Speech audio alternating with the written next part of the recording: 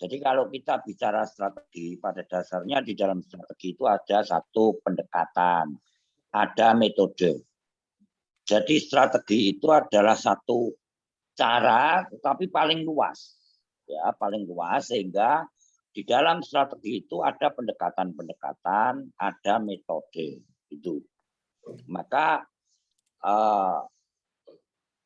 mata kuliah ini judulnya adalah strategi pembelajaran pendidikan non formal. Nah, kalau kita bicara pembelajaran pendidikan non formal, ada banyak hal ya yang dimiliki pendidikan non formal itu. Satu contoh di pendidikan non formal itu ada pendidikan kesetaraan. Baik itu paket A, paket B maupun paket C. Selain itu juga ada berbagai pelatihan. Maka strateginya pun tidak bisa sama. Pendekatannya tidak bisa sama, metodenya juga tidak bisa sama. Hanya di dalam pendidikan luar sekolah itu atau pendidikan non formal itu, tentu pendekatan yang kita pakai adalah menggunakan pendekatan orang dewasa, andragogi. Ya, pendekatannya pendekatan andragogi. Lepas sedikit-sedikit ada pedagoginya. Itu juga dibutuhkan begitu. Tetapi yang utama di dalam pendidikan non formal ada menggunakan pendekatan andragogi, POD. Ini dulu ahlinya, beliau Bapak Dr. Ahmad Rifai almarhum. Beliau sudah almarhum, mungkin nanti akan dilanjutkan oleh Pak Imam, ini ahlinya POD. Barangkali seperti itu karena Pak Rifai ahlinya sudah almarhum. Oke, jadi tadi ada pendidikan kesetaraan seperti paket A, paket C, ada pelatihan, ada keaksaraan fungsional, gitu, ada homeschooling, banyak macamnya di pendidikan non formal itu. Maka pendekatan maupun metodenya pun pasti ada perbedaan dari pembelajaran yang satu ke pembelajaran yang lain, termasuk pada dasarnya adalah pendidikan playgroup atau pendidikan kelompok bermain. Ya, itu juga menggunakan pendekatan yang berbeda dibandingkan dengan pendekatan untuk full orang-orang dewasa. Gitu. Maka inilah yang disebut dengan bahwa pendidikan non formal itu pendidikan yang luas sekali itu. Ya, pendidikan yang sangat fleksibel. Maka kita harus tahu bahwa pendidikan non formal itu sebenarnya adalah sebagai pengganti dan pelengkap pendidikan formal. Jadi menggantikan dan melengkapi. Ya, menggantikan contohnya kejar paket C. Orang tidak lulus tidak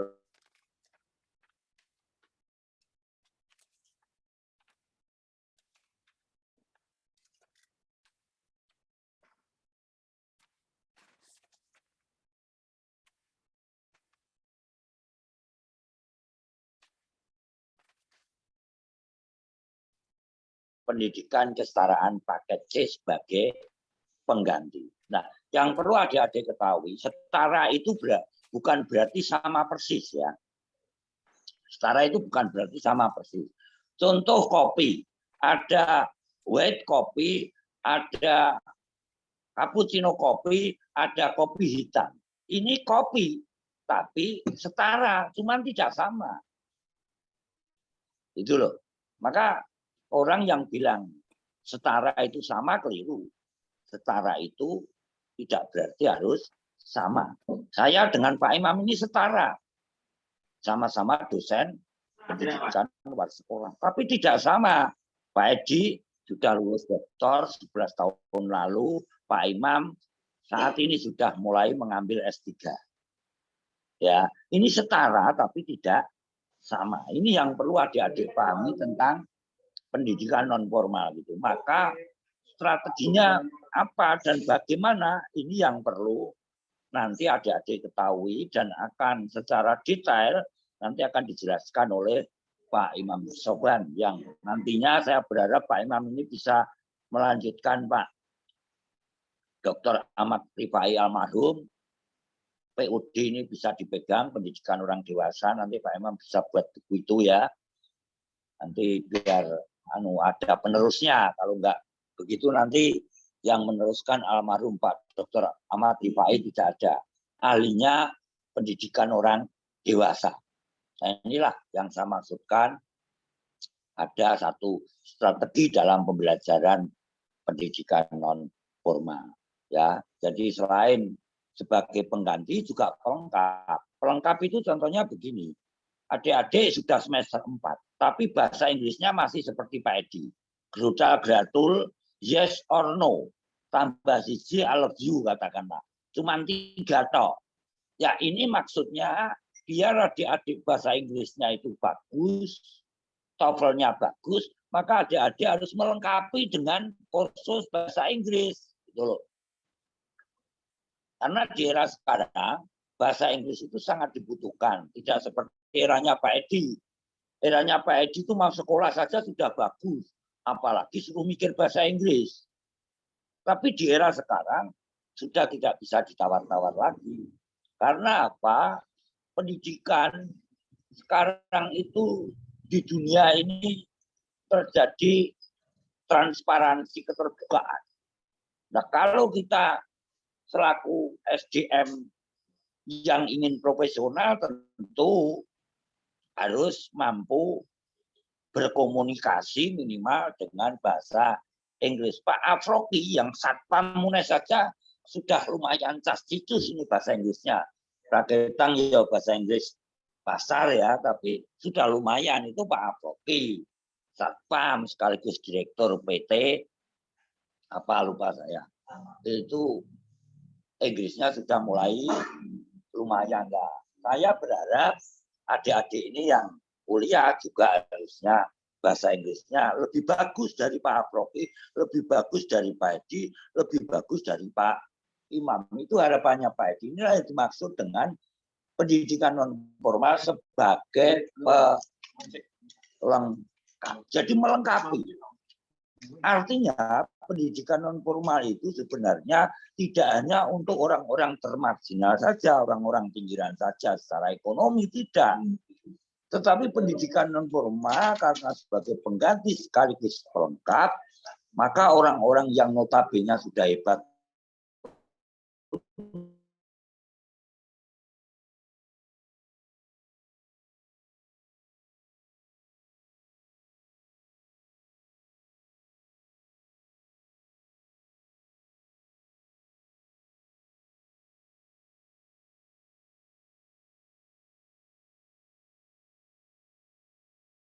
ini. Ini penting. Selain itu, adik-adik juga membutuhkan IT. IT itu juga penting. Ya, apa-apa sekarang itu kita menggunakan IT. Kuliah saja menggunakan IT. Kita kuliah siang hari ini juga menggunakan IT, atau melalui Zoom. Nah ini adik-adik jangan sampai ketinggalan dengan mahasiswa-mahasiswa lain, apalagi di masa sekarang MBKM itu ya. Jadi Mas Menteri meminta mahasiswa untuk memiliki passion lain selain di jurusan Anda. Katakanlah adik-adik punya passion di bidang IT, ya silakan dikembangkan. Silakan mengikuti kuliah IT di Fakultas Teknik atau di perguruan tinggi lain. Adik-adik ternyata memiliki passion di bidang puisi seperti di bimbingan konseling. Pak Dr. Heru Mugiarso itu adalah seorang sastrawan internasional. Puisinya diterjemahkan dengan bahasa Korea oleh orang Korea, Kim Yong Sung namanya. Nah, ini maksudnya MBKM itu seperti ini. Jadi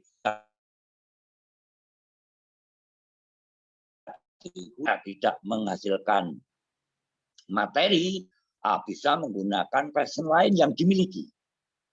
Ini Pak Edi juga merintis podcast begitu. Barangkali kalau podcastnya nanti berkembang bisa mendapatkan income. Ya ini maksud saya dihubungkan dengan mata kuliah sekarang ini tentang strategi pembelajaran pendidikan non formal. Jadi karena PNF itu cabang ilmunya banyak, bahkan adalah lifelong education, pendidikan sepanjang hayat, ya. Jadi strateginya pun tidak hanya satu. Saya yakin banyak strategi, banyak pendekatan, banyak metode yang perlu kita pakai untuk pembelajaran pendidikan non formal sebagaimana saya contohkan tadi.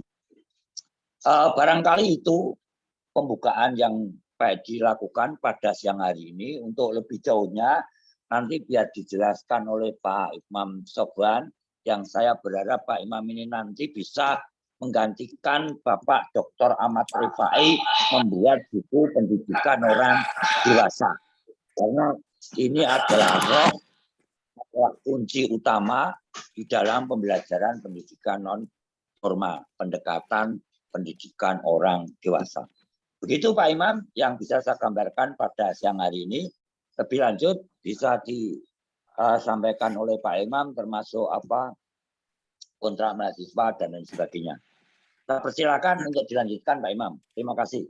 Tapi sedikit Pak Imam, barangkali ada mahasiswa yang ingin menanyakan sebelum dilanjutkan.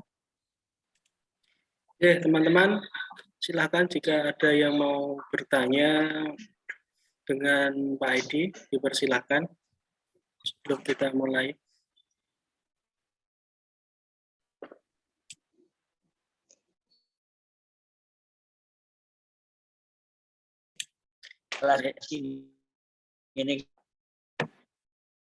Ini bahasa sepertinya masih malu-malu Pak Edi. Ya, ya. Ya, makanya ini sebenarnya harus kita mahasiswa itu harus kritis. Jangan diam saja, nih diam saja kayak entung kuket-kuket melompong ora jelas. Jadi harapan saya mahasiswa semester 4 itu sudah harus mulai kritis, harus mulai banyak bertanya biar ilmunya semakin hari semakin bertambah. Oke, kalau tidak ada, saya kembalikan ke Pak Imam. Makasih Pak Imam. Terima kasih Pak Edi atas ujangannya dan update informasinya. Apabila mungkin Pak Edi ada urusan lain, monggo dipersilakan untuk boleh keluar karena Pak Edi selain dosen juga menjabat sebagai WD 3 bidang kemahasiswaan. Oke, teman-teman masih semangat ya untuk kuliah perdana. Kuliah perdana harus semangat. Kalau kuliah perdana aja nggak semangat, berarti nggak tahu nanti kuliah kedua, ketiga, keempat. Nah, yang senyum-senyum berarti semangat ini. Nah, ternyata ada teman kalian di sini ya, di ruangan sini. Kuliah, berarti ini blended learning, ada kuliah, ada yang di kelas dan ada yang online. Oke, tadi yang disampaikan oleh Pak Edi, yang pertama berkaitan dengan strategi pembelajaran PNF. Nah, ya benar, apa yang dikatakan Pak Edi tadi, kita akan mempelajari berkaitan dengan konsepnya. Apa itu konsep pendidikan, konsep strategi pembelajaran. Dan setelah konsep, kita akan mempelajari nantinya berkaitan dengan modelnya, model pembelajarannya seperti apa. Nah, setelah modelnya kita akan mempelajari berkaitan dengan metodenya apa, pendekatannya. Nah, pendekatannya seperti apa, selanjutnya adalah metodenya. Setelah metodenya nanti berkaitan dengan tekniknya seperti apa pembelajaran. Pembelajaran yang baik itu seperti apa, atau pembelajaran yang hybrid, yang blended learning, yang online itu seperti apa, sampai nanti terakhir adalah ke taktik pembelajaran. Nah, sebenarnya ini yang akan kita pelajari. Nah, tetapi sebelum ke situ, kita akan membahas dulu, sesuai di Elena ya, berkaitan dengan perkembangan dunia pembelajaran di dunia. Nah, teman-teman harus selalu update informasi perkembangan pembelajaran di dunia itu seperti apa. Nah, kalian harus tahu.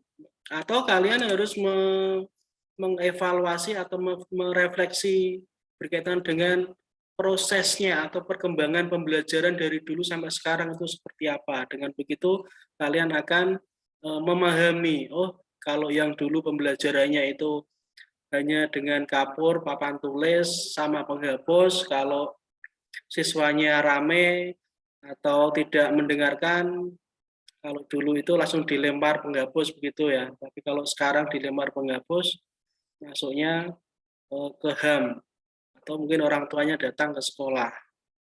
Nah, kalian sebagai generasi penerus bangsa atau kalian nanti juga sebagai seorang pendidik, kalian harus tahu apakah misalnya model seperti itu masih bisa digunakan sekarang apa enggak. Nah, ini juga harus kalian memikirkan agar apa? Agar proses pembelajaran, agar strategi pembelajaran yang nantinya kalian lakukan, kalian terapkan, kalian implementasikan itu benar-benar bisa efektif dan efisien untuk pembelajaran atau untuk pengajaran di dunia pendidikan. Nah, ini kita membahas tentang pendidikan non formal. Nah, pendidikan non formal tadi juga sempat disampaikan oleh Pak Edi, diantaranya ada kesetaraan, ada homeschooling itu juga kesetaraan ya, paket A, B, C. Begitu juga ada learning atau training atau pelatihan-pelatihan atau kursus. Nah, itu juga yang nantinya akan kita pahami, kita lakukan dan kita implementasikan. Nah, itu berkaitan dengan apa saja nanti yang akan kita pelajari berkaitan dengan strategi pembelajaran. Oke, sebelum ke materi, saya akan share berkaitan dengan materi kontrak perkuliahan. Atau mungkin kontrak perkuliahan kalau kalian sudah mendownloadnya ya. Kalian sudah mendownload belum RPS-nya? Nah, di situ sebenarnya sudah saya buat. Kalau kalian sudah mendownloadnya, kemungkinan kalian akan tahu. Oke, saya share screen sebentar, sekilas ya.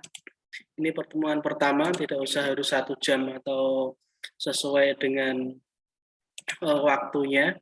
Yang penting kalian tahu arahnya, kalian tahu kerangka kita kuliah selama 1 semester ini. Oke, teman-teman, ini adalah RPS yang kemarin saya rancang untuk kelas hybrid ya. Kelas hybrid itu kelas yang separuh di kampus, yang separuh online. Nah, tetapi karena ada surat edaran dari rektor bahwa kuliah tatap muka atau luring diundur waktunya. Oke, ini yang pertama nanti atau pertemuan ini kita akan membahas tentang perkembangan dunia pembelajaran di dunia. Nah, ini saya menginginkan kalian harus mempunyai update informasi perkembangan pendidikan sekarang ini itu sudah seperti apa dan apa yang harus kita lakukan. Nah, terus yang kedua nanti kita akan membahas tentang konsep strategi pembelajaran. Nah, konsepnya seperti apa atau teori-teorinya seperti apa. Nah, ini teman-teman bagi kalian untuk pertemuan kedua ini kalian silahkan cari referensi berkaitan dengan konsep strategi pembelajaran. Nah, referensi itu bisa dari buku, dari artikel atau dari jurnal, atau mungkin juga dari buku-buku online. Nah, silahkan. Sekarang menurut saya semuanya sudah ada di internet. Tinggal kita mempunyai kemampuan apa tidak. Nah, kalau kita merasa sudah mempunyai kemampuan, atau kalau kita belum merasa mempunyai kemampuan, nah ini berarti PR bagi diri kalian. Karena semua materi, mungkin apapun itu ada di internet, apabila kita mempunyai kemampuan untuk mencarinya. Nah, yang ketiga berkaitan dengan teori-teori pembelajaran PNF. Nah, ini. Terus yang keempat tentang interaksi kegiatan pembelajaran, seperti apa interaksinya. Yang kelima, nah ini yang paling penting di sini atau core-nya atau intinya dalam perkuliahan ini, karena di sini membahas pengertian konsep. Suara saya terdengar apa enggak ya? Di sini internet saya tidak baik. Terdengar ya? Ya. Oke, saya lanjutkan. Yang kelima ya, kelima ini adalah materi intinya ya, berkaitan dengan pengertian konsep pembelajaran, berkaitan dengan konsep strategi pembelajaran, berkaitan dengan modelnya nanti seperti apa dalam pembelajaran, pendekatan, metode, teknik, dan taktik dalam pembelajaran. Terus yang ke-6, nah ini biasanya kalau ini umumnya itu UTS itu minggu ke-8. Nah, tapi ini saya jadikan minggu ke-6. Agar apa? Ya diantaranya agar kalian itu UTS-nya itu tidak serempak. Nah, saya orangnya anti mainstream ya, tidak mau yang biasa-biasa. Nah, jadi UTS-nya dahulu, biar kalian semangatnya dahulu. Atau paling tidak kalian sudah menguji coba UTS dengan mata kuliah ini. Oke, itu setelah UTS, nanti UTS ini membahas tentang materi ya, bab 1 sampai bab 5, baru nanti kalian bisa mengikuti atau menjawab soal UTS apa benar tidaknya, atau kalian menguasai atau tidaknya, maka harus ada UTS. Nah, setelah UTS, nanti kita akan mencoba ya, kita akan belajar bersama berkaitan dengan model pembelajaran kooperatif atau cooperative learning itu seperti apa. Coba nanti kita akan praktekkan. Nah, mulai dari bab 7 ini, pertemuan ke-7 ini nanti ada yang namanya diskusi kelompok ya. Nah, kalian mulai diskusi, kalian mulai membuat kelompok. Kalau saya sarankan membuat kelompoknya, berarti setiap anggota harus berfungsi atau harus melakukan tugasnya, jangan 1-2 orang ya. Nah, nanti akan saya cek. Oke, yang selanjutnya ke-8 model pembelajaran peningkatan kemampuan berpikir atau ini thinking skill. Nah, berkaitan dengan kemampuan berpikir. Terus selanjutnya model pembelajaran berbasis masalah. Nah, ini adalah metode model pembelajaran orang dewasa banget ya. Orang dewasa itu kalau tidak ada masalah biasanya tidak mau belajar. Nah, kalian sudah merasa orang dewasa apa enggak? Kalau kalian merasa materi itu tidak memang benar-benar penting buat kalian, biasanya kalian juga belajarnya setengah-setengah. Tapi kalau materi itu menurut kalian sangat penting, maka kalian akan belajar dengan maksimal. Nah, ini adalah menggunakan model pembelajaran berbasis masalah. Oke, selanjutnya model pembelajaran hybrid atau blended atau e-learning. Nah, ini adalah pembelajaran yang sudah digunakan, tapi di Indonesia baru digunakan sejak ada COVID-19. Nah, sudah ada corona sampai sekarang, ini menggunakan e-learning. Padahal itu sebenarnya sudah digunakan banyak di negara-negara maju. Nah, karena ini negara berkembang, nggak maju ya, berarti mengikuti negara maju. Oke, selanjutnya metode pembelajaran karya wisata. Nah, ini metode pembelajaran karya wisata, pembelajaran dengan istilahnya piknik ya, karena wisata. Seperti apa wisata? Mau wisata sesuai dengan keinginan kita. Kalau sukanya makan-makan ya wisata kuliner.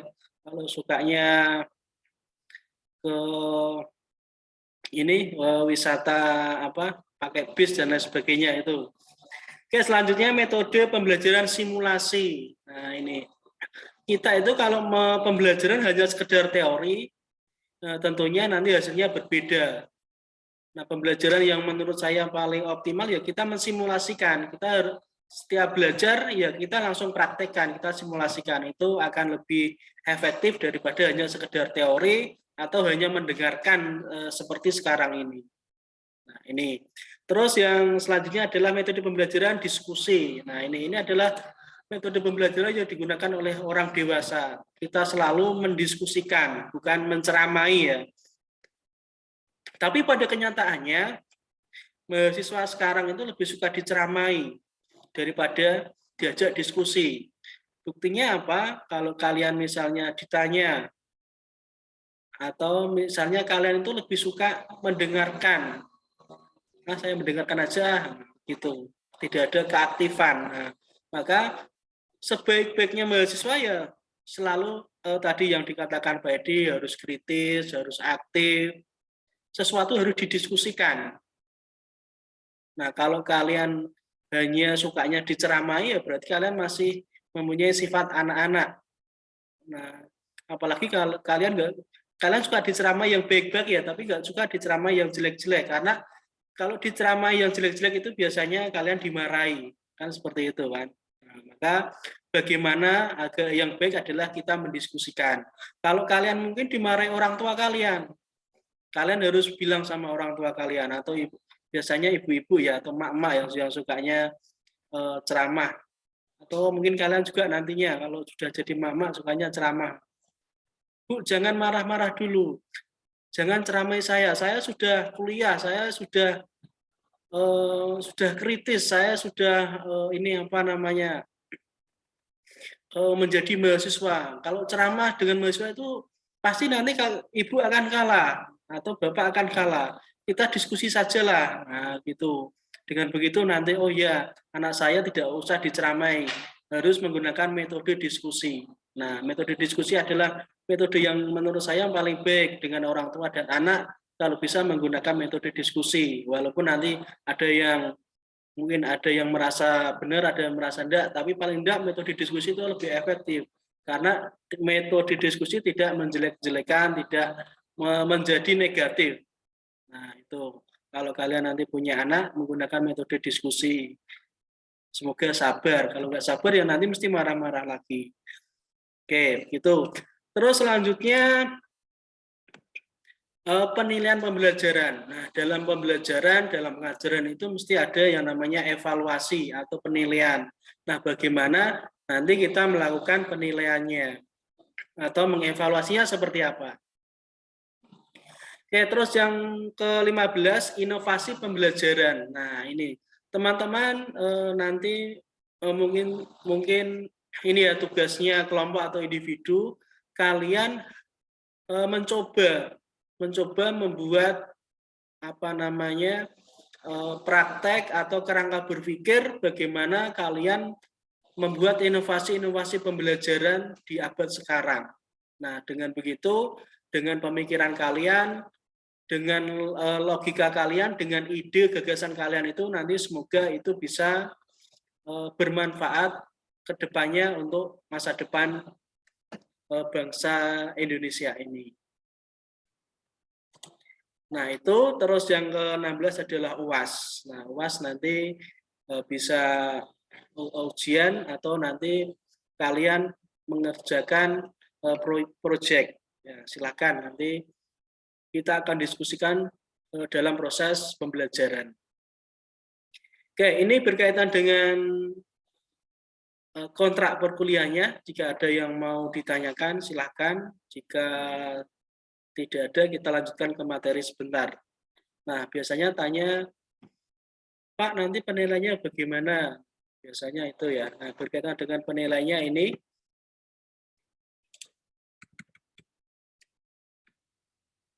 kehadiran dan keaktifan dalam proses perkuliahan.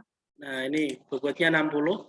Maka kalau kalian mau mendapatkan nilai yang bagus, ya kalian harus aktif dalam perkuliahan, dalam setiap pertemuan.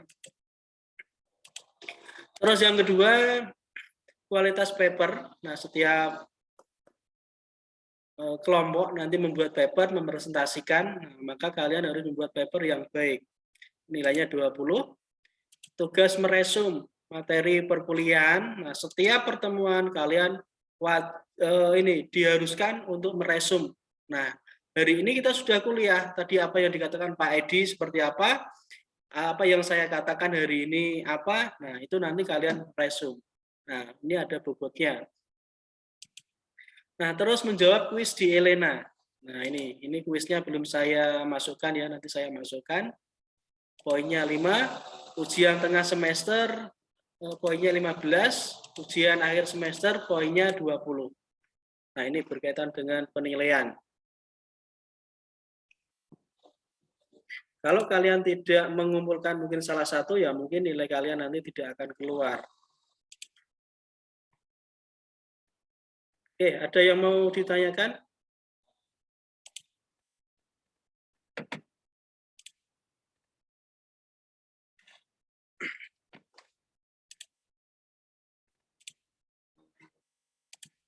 Nggak ada yang di kelas, ada yang bertanya? Nggak ada, ya senyum-senyum ya. Ya, Ella mau bertanya? Izin masuk, Pak. Ya, silakan. Izin bertanya untuk pertemuan terakhir tim inovasi pembelajaran. Nah, itu untuk tugasnya nanti apakah harus terjun langsung untuk uji coba atau bagaimana, Pak? Dan mungkin nanti pengumpulan tugasnya itu seperti apa, Pak? Seperti itu. Terima kasih, Pak Imam. Ya, inovasi pembelajaran ya. Harus terjun langsung. Nah, kalian mencoba merancang, membuat atau menggagas, mempunyai ide seperti apa, kira-kira pembelajaran inovasi yang bisa kalian lakukan atau bisa kalian buat itu nanti seperti apa. Nah, mungkin kalian mulai dari sekarang belum punya gambaran ya, karena kalian belum belum tahu apa itu konsep, strategi, pendekatan, metode. Nah, nanti kalian selama perkuliahan, nah nanti akan memahami sedikit demi sedikit, oh inovasi pembelajaran yang baik itu seperti apa. Nah, ataupun kalian mulai dari sekarang mencoba untuk mencari referensi ya, mencari inovasi-inovasi pembelajaran itu seperti apa. Yang di era COVID ini seperti apa, atau pembelajaran yang online itu yang seperti apa. Nah, itu tidak usah ke lapangan, tidak usah langsung ke lapangan, tapi kalian mencoba aja gagasan atau ide kalian berkaitan dengan inovasi-inovasi pembelajaran.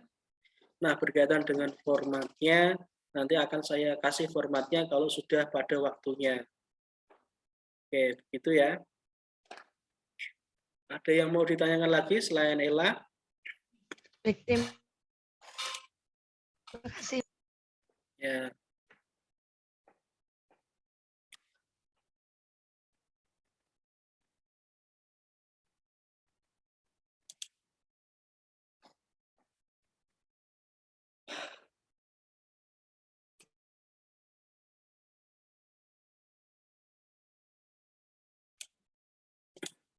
Oke, kalau nggak ada yang bertanya lagi, saya akan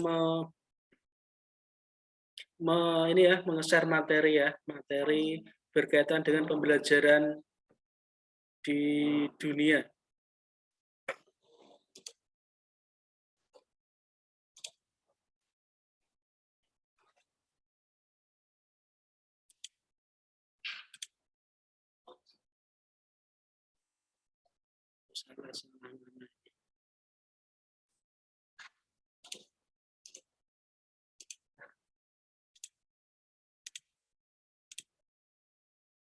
Sudah kelihatan belum ya? 5 tren pengajaran di Indonesia. Sudah? Sudah, Oke. Pak. Ya, teman-teman, ini adalah 5 tren pengajaran yang ada di Indonesia. Menurut saya yang harus ada atau idealnya ya. Kalau kita berpikir di dunia, pengajaran di dunia itu seperti apa? Nah, kita memikirkan pembelajaran di dunia itu ya pembelajaran menggunakan online gitu ya. Tetapi di Indonesia apakah sama? Atau mungkin di negara lain apakah seperti sama? Nah, ini maka agar pendidikan di Indonesia ini yang baik, itu seperti apa atau efektif, seperti apa sesuai dengan perkembangan zaman, sesuai dengan kebijakan pemerintah, maka ini yang harus dipikirkan.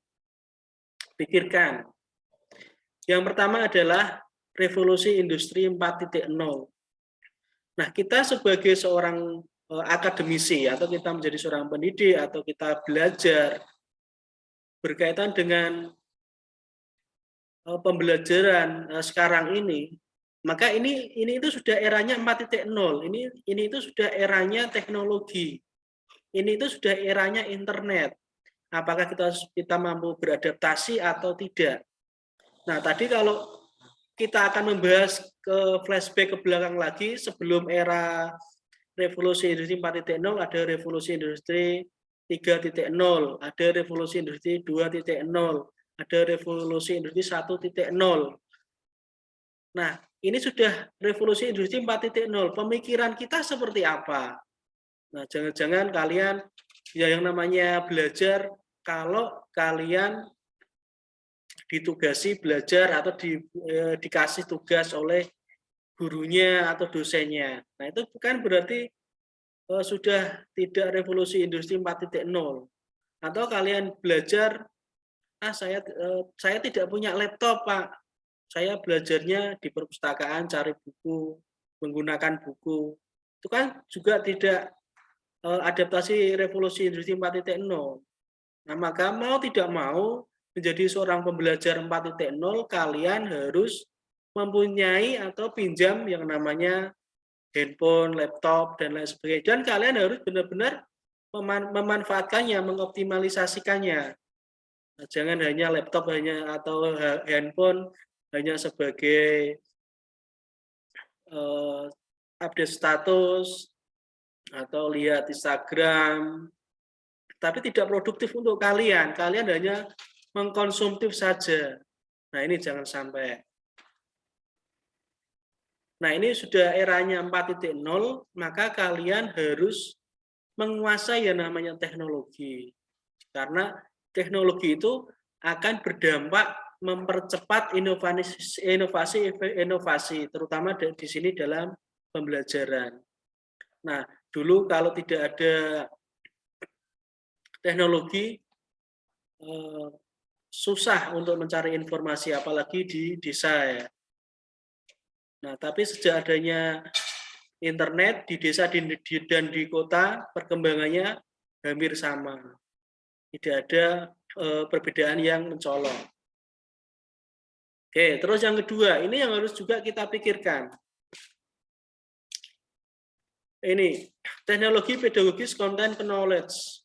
Pembelajaran diarahkan perkembangan teknologi, bagaimana kita melakukan pengajaran menggunakan teknologi. Nah, ini, apapun pembelajaran itu harus menggunakan teknologi sekarang ini. Kalau pembelajaran nantinya yang kalian gunakan dengan papan tulis dan kapur dan penghapus itu nanti tidak akan menarik lagi, itu tidak akan menyenangkan lagi. Maka kalian benar-benar harus menguasainya. Nah, bagaimana pembelajaran menggunakan Zoom, menggunakan Google Meet dan lain sebagainya, atau menggunakan Canva, menggunakan YouTube dan lain sebagainya. Buat semenarik mungkin. Nah, ini juga nanti sebagai inovasi-inovasi dalam pembelajaran yang harus kalian pahami. Oke, yang ketiga ini high order thinking skill, yaitu perencanaan, pelaksanaan, penilaian pembelajaran berdasarkan tingkat tinggi. Nah, kalian harus memikirkan strategi pembelajarannya seperti apa agar nanti memang benar-benar efektif. Bagaimana cara kalian merencanakan pembelajaran, bagaimana kita melaksanakan pembelajaran, bagaimana kita menilai pembelajaran itu sendiri. Nah, agar apa? Ya, tentunya agar pembelajaran itu bisa efektif dan efisien. Nah, sekarang berkaitan dengan kebijakan pemerintah, Nadiem Makarim atau Menteri Pendidikan, pembelajaran yang baik itu harus menggunakan studi kasus dan proyek atau project based learning. Nah, kalian tahu nggak seperti apa itu? Nah, ini harus kita pahami juga bersama-sama. Nah, berkaitan dengan studi kasus, ya berarti mendiskusikan permasalahan-permasalahan yang ada. Nah, apa sih permasalahan-permasalahan yang ada? Nah, ini berkaitan dengan studi kasus, itu bagaimana kita memecahkan masalah, kita berpikir kritis, kira-kira harus bagaimana. Nah, maka salah satunya adalah dengan teknik diskusi atau metodenya dengan diskusi tadi. Terus yang kedua, kemampuan untuk berkomunikasi. Nah, ini era industri 4.0 ini ternyata malah membuat orang banyak yang sukanya ini nonton HP sendiri, kalau lagi berkumpul sama teman-temannya malah tidak ngomong, berbicara sama temannya, tapi sibuk memegang HP-nya sendiri-sendiri. Nah ini juga permasalahan-permasalahan yang terjadi sekarang ini. Nah, bagaimana kemampuan berkomunikasi yang baik itu seperti apa? Kalian akan bisa berkomunikasi dengan baik apabila satu, kalian mempunyai kemampuan di dalam topik dalam pembicaraan, atau kalian juga mempunyai kepercayaan diri. Nah, oke. Terus yang ketiga adalah berkolaborasi. Nah, apapun ide kalian, apapun mungkin target kalian, kalau bisa kalian harus berkolaborasi. Itu akan lebih cepat, akan lebih memaksimalkan untuk mengefektifkan waktu berkaitan dengan keinginan atau target-target kalian. Nah, ini maka kalian harus bisa berkolaborasi. Sekarang itu yang diperlukan adalah kerja tim. Mungkin kalau nanti kalian mau bekerja di mana, biasanya yang dicari adalah mampu bekerja dalam tim. Nah, tidak individualis. Karena yang namanya perusahaan, yang namanya pekerjaan semuanya itu kalau bisa harus kerja tim. Nah, ini berkaitan dengan studi kasus. Terus yang selanjutnya berkaitan dengan project based learning. Nah, ini menurut Anderson ya, yang namanya orang belajar itu levelnya berbeda-beda. Kalau dulu ya mungkin kalian SMP ya atau SD lebih banyak mengingat, remembering. Kalau sekarang kalau kalian kuliah tapi tujuannya untuk mengingat-ingat saja, ya itu level yang paling rendah. Atau memahami atau mengaplikasikan. Nah, ini minimal kalian bisa mengaplikasikan. Kalau kalian mendapatkan teori atau kalian sudah belajar, oh teorinya seperti ini, maka kalian harus juga melaksanakan atau melakukannya.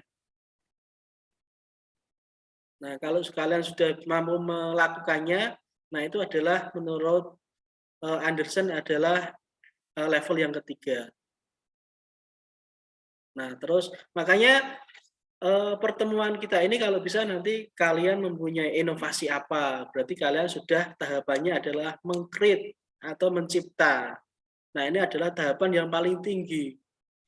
Kalian kuliah, misalnya ya, kalian kuliah atau selesai kuliah, kalian tidak mempunyai kemampuan untuk menciptakan sesuatu. Ya, berarti kemampuan kalian atau mungkin kalian hasilnya nanti akan berbeda dengan orang yang bisa atau mahasiswa yang lulusannya sudah bisa meng-create. Maka kalian mulai dari sekarang harus berpikir, saya kuliah saya itu tujuannya untuk apa? Kira-kira setelah kuliah nanti saya bisa apa? Nah, jangan sampai ditanya. Atau dulu tetangga saya ada yang mengatakan, kuliah tinggi-tinggi untuk apa? Nggak bisa buat kelereng begitu katanya. Atau bahasa Jawanya, kuliah dur-dur kanggo opo, ora iso gawe seten. Nah, makanya kalian harus memikirkan, kita harus berpikir bagaimana nanti saya kuliah bisa mengaplikasikan teori atau ilmu yang telah saya pelajari dan juga bisa menciptakan sesuatu hal yang kira-kira itu bisa menjadikan saya dihargai, dihormati oleh masyarakat misalnya. Makanya kalau kalian kuliah, itu kalian harus selalu mempunyai karya atau berkarya, apapun itu karya kalian. Nah, itu adalah salah satu meng-create atau kalian mempunyai kreasi atau menciptakan sesuatu. Nah, entah itu mulai dari yang kecil-kecil, kalian membuat puisi, kalian membuat buku, itu nanti pasti ada gunanya. Misalnya di kurikulum vitae, apa kemampuanmu, sudah mempunyai buku, sudah mempunyai apa, atau menjadi pengusaha, dan lain sebagainya. Itu tentunya akan lebih dipilih daripada orang yang nggak punya apa-apa. Jangan sampai kalian kuliah tapi kurikulum vitae kalian itu kosong. Nah, ini jangan sampai. Maka mulai dari sekarang kalian masih semester 5. perbanyaklah kurikulum vitae itu. Dengan begitu kalian nanti akan dipilih daripada orang-orang yang tidak mempunyai kemampuan tersebut. Kalian harus mempunyai yang namanya kompetensi, namanya kemampuan ya, kompetensi. Oke, ini berkaitan dengan HOTS, High Order Thinking Skill. Nanti kita juga akan bisa pelajari setelah pertemuan-pertemuan ini. Terus yang keempat, nah ini literasi kemampuan memaknai sebuah informasi dan mengimplementasikan dengan baik. Nah ini, kalian juga harus mengevaluasi diri kalian ya. Kira-kira literasi saya itu seberapa levelnya. Tingkatan kemampuan saya itu seperti apa. Nah ini kalian harus selalu mengevaluasi. Nah, sekarang ini kira-kira apa yang diperlukan oleh zaman sekarang ini? Oh ya, tadi Pak Edi juga pernah mengatakan kemampuan sekarang ini itu adalah bahasa Inggris. Nah, maka kalian juga harus berpikir, bahasa Inggris saya seperti apa? Saya sudah mampu nggak bahasa Inggris? Kalau nggak mampu, ya kalian harus belajar. Nah, belajar itu sekarang ada online ya, 45 atau 49.000 bisa kursus selama 1 bulan. Oh, saya nggak punya uang, cari teman kalian yang bahasa Inggris, suruh belajar bersama. Atau nggak punya orang bahasa Inggris, kira-kira teman-teman kalian atau mungkin grup ini kira-kira mau nggak, ada nggak yang mau belajar bareng-bareng tanpa modal, misalnya kalian membuat komunitas atau kalian membuat grup belajar bahasa Inggris. Nah itu. Terus sekarang ini literasi kemampuan apa yang diharapkan atau literasi kemampuan seperti apa yang seharusnya dilakukan di era digital ini? Membuat YouTube misalnya. Nah, sekarang ini juga Pak Edi dengan nama panggilannya Pak Sam sudah membuat podcast YouTube. Nanti kalian bisa subscribe-nya ya, YouTube channel Pak Sam gitu. Nah, nanti silakan, nanti di situ ada informasi-informasi berkaitan dengan pendidikan. Nah, atau kalian juga kalau bisa jangan sampai tidak punya YouTube ya, karena ini sudah eranya YouTube. Kalian coba buat channel YouTube sesuai dengan passion kalian, sesuai dengan mungkin kesenangan kalian, hobi kalian. Nah, dengan begitu kalian itu akan selalu meng-create, selalu menciptakan sesuatu hal yang baru. Kalian setiap waktu atau mungkin sebulan, seminggu sekali, kalian mempunyai kesibukan-kesibukan itu. Jangan sampai kalian tidak mempunyai target atau tidak belajar dalam satu hari atau satu minggunya. Kalau kalian tidak mempunyai target, pasti kalian merasa hampa hidupnya. Biasanya kalau tidak mempunyai target, hidupnya mungkin hanya tiduran, rebahan gitu ya, bahasa gaulnya. Rebahan, makan, rebahan lagi, makan. Mungkin itu juga pernah kalian alami. Nah, bagaimana untuk move on dari situasi seperti itu, maka kalian harus mempunyai target. Kalian harus belajar percaya diri bagaimana kalian bisa mengkreasikan atau menciptakan sesuatu. Oke, terus yang kelima, nah ini yang terakhir. Pendidikan yang baik atau yang harus kita pikirkan adalah karakter. Nah, kita tahu di Indonesia ini karakter menurun ya. Misalnya pembelajaran seperti ini. Pembelajaran seperti ini idealnya kan harus kalau tatap muka bisa ketemu ya, bisa sama-sama melihat wajahnya ya. Nah, tapi kalau online seperti ini ada yang tidak memperlihatkan wajahnya, menutup kameranya. Nah, ini kan tidak berkarakter ini. Ya apa enggak? Oh, kalau misalnya kalian apa namanya ya, kuliah tatap muka atau luring, biar saya nggak lihat mukanya, saya tutupi dengan ember gitu. Misalnya kalian di kampus, di kelas, saya pengen nggak kelihatan mukanya, saya tutup dengan ember biar dosennya, gurunya tidak melihat muka kalian. Kan seperti itu kan, sama saja kan. Nah, ini adalah berkaitan dengan karakter ya. Sebaiknya apa yang harus kita lakukan, sebaiknya apa yang harus kita ketahui ya, berkaitan dengan karakter. Nah, ini juga yang harus kita pikirkan, jangan sampai karakter pendidikan di Indonesia ini juga nanti akan semakin menurun. Oke, mungkin ini saja yang bisa saya sampaikan. Jika ada pertanyaan silahkan, jika tidak ada berarti kita tutup dan sekian. Ada yang mau bertanya?